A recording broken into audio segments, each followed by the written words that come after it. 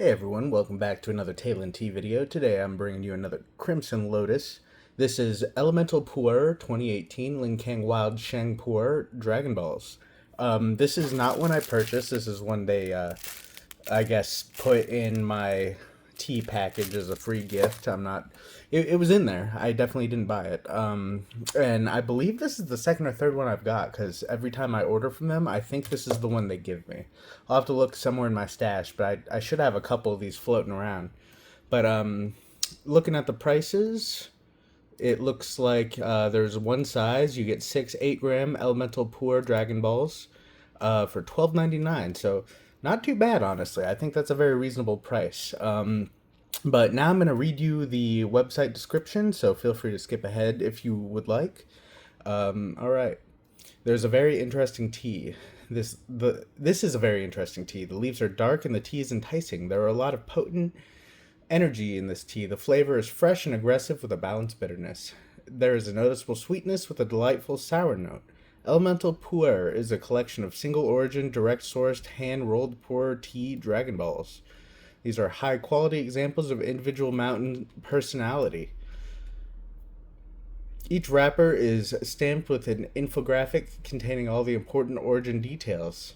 You have the year of the picking, the season of the picking, the mountain name and symbol, the distance from the equator, and special indicators for wild or old tree material. Each Dragon Ball is individually steamed and hand rolled. They weigh 8 grams and are perfect for a session in your Gong Fu to go portable tea brewer or Gaiwan/teapot. Each order contains 6 8-gram Dragon Balls. The material is from spring 2018 and it was picked from wild tree material growing in Lincang. Brewing instructions, which I'll be using these today. Use a single tea ball in a brewing vessel between 100 and 150 mils. Use water at or near boiling. Do a long initial rinse between 15 and 30 seconds. Let the tea sit for a few minutes. Start with quick steeps under 10 seconds. With each re-steep, adjust the steep time to your taste. All right. So let me just get this out of the packaging real quick. All right. So here's the Dragon Ball. It looks pretty tightly bound, tightly pressed. Quite dark too, especially considering the year. It's reasonably old, but not super old in my opinion. You'd think there'd still be but maybe just the outside's oxidized. Maybe once it opens up a little more, it'll look a little different.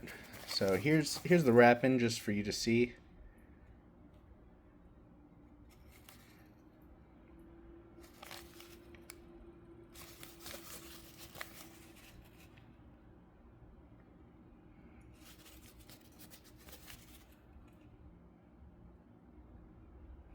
Yeah, pretty cool wrapping.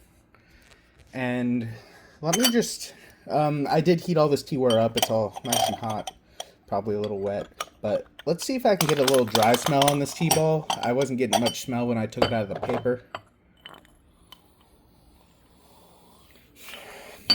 Just a vague tea scent. I'm not really getting too much at the moment, but we are going to follow the website's instructions, and that is a wash at or near boiling. So this should, it was boiling a second ago, so near enough to boiling, and we'll let it wash in there for roughly 30 seconds before dumping that out. And I'll probably wait for a minute or two with the lid on like it said, and we will go from there with the first steep. All right, here's me pouring out that wash just to show you the color, show you what the wash liquid looks like.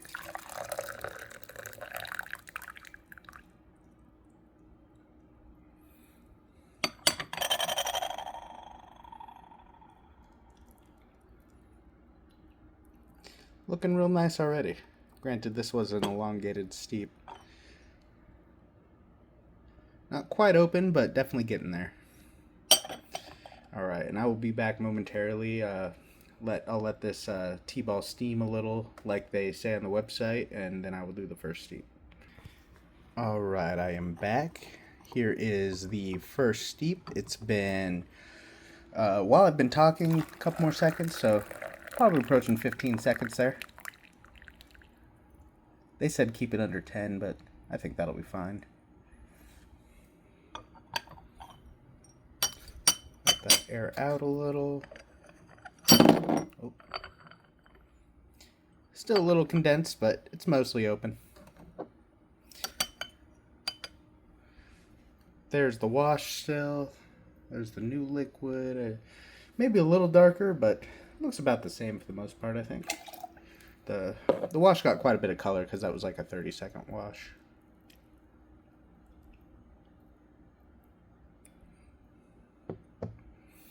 Liquid looks fantastic. Nice deep gold color, very clear. No specks, no dust, no muddiness. Looks great. Going over to the leaves here. Leaves look fantastic as well. Yeah, I think they did lighten up a bit. I think that was like a layer of oxidation on the outside. So once it opened up a little more, it's not quite as dark. Because if the whole thing was that dark, it'd be closer to a show, I think. I'm getting quite a bit of smell from all the way from here. So let's, while we're at it, give it a wet smell profile real quick. Quite vegetal. There's a bit of a spice in there. A bit of a honey sweetness as well.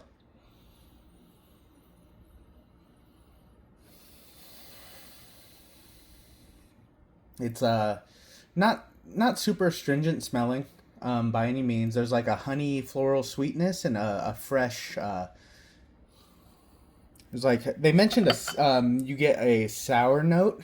I think they're talking about taste, but I feel like I can kind of detect it in the smell as well. It smells nice. Smells like a Puerh. Doesn't smell like anything crazy, anything stunning, but it is a nice smelling tea. I have a feeling this is going to be like nothing crazy, but just like a good high quality raw Puerh. Something you could go to anytime you just want something very very normal but still very good. You know what I mean? If that makes sense. But I'm gonna let this cool for a sec. All right, we're gonna taste that first steep.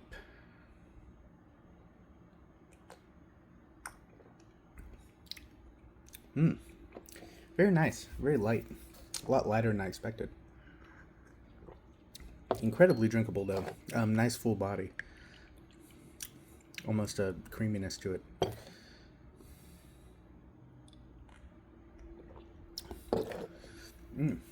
All right, so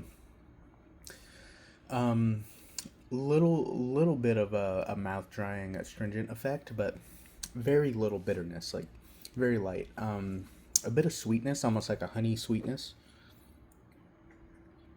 at the back end and the front end.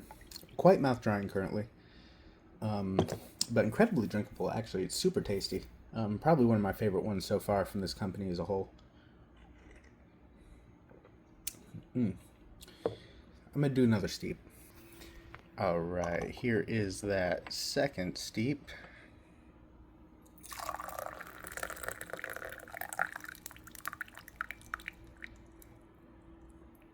So far, really enjoying this tea. And generally it has a little more sweetness on this one. Very reminiscent of a white tea. Like, it's still very obviously a Sheng Puerh, but it does very much remind me of a white tea in some ways with its mouthfeel and its like sweetness. All right, let me give this second steep a little taste. Still looks great. A little bit of dust building up in the bottom, but not too bad. Overall, very clear.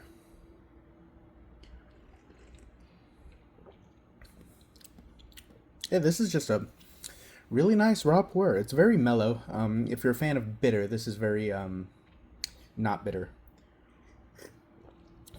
There's like a light bitterness, but there's not much there. And there is a little bit of that sourness they mentioned, but very mild. Like enough to make you pucker a little, because there's like a little sour and it's a little mouth drying, so they in combo definitely make you pucker a little. I will say my mouth is very dry right now. A good amount of sweetness, kind of a honey flavor to it, a little bit of a minerality, some very mild vegetal notes, but barely. Probably were there strongly when it was very fresh. It's very mellow now. Overall, just a really nice high quality Sheng Puerh. I would definitely very much recommend this one. I'm a big fan. It is very mellow. Um, Definitely on the sweeter honey floral, not even really floral, but sweeter honey mineral side of things with a bit of vegetal. So if you're a fan of bitter or more vegetal, this wouldn't be the one for you. But for me, very much in my range of taste and preferences. So yeah, I like this tea a lot. I'm gonna have to think about it, but this one might also go in favorites. Maybe I'll drink more and decide by the end, maybe on how long it lasts. They said there's a lot of potent energy in this tea, so I don't know if that means you feel very invigorated, which I'm definitely feeling it. I think, but I'm wondering if that means if it'll last many steeps as well. But I think that's all I have to say on this one. Leave a like if you enjoy it. Subscribe for more tea content. Leave a comment. Let me know what you think. All right. See ya.